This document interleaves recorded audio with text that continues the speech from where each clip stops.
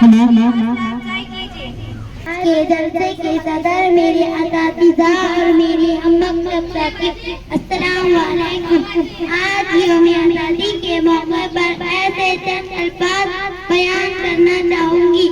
اپنی آزادی کو ہم ہرگز مٹا نہیں سکتے، اپنی آزادی کو ہم ہرگز مٹا نہیں سکتے، سر کٹا سکتے ہیں پر سر جھکا نہیں سکتے۔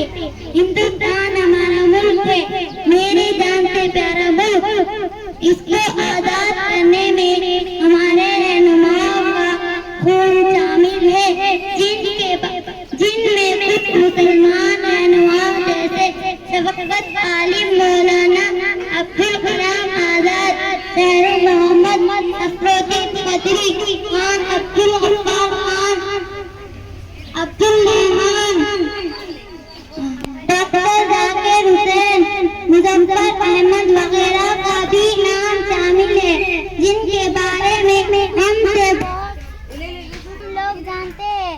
ہندو، مسلم، سکھ، عیسائی، ہر مذہب کے ذات کے لوگوں نے ایک جٹ ہو کر آزادی حاصل کی ہے۔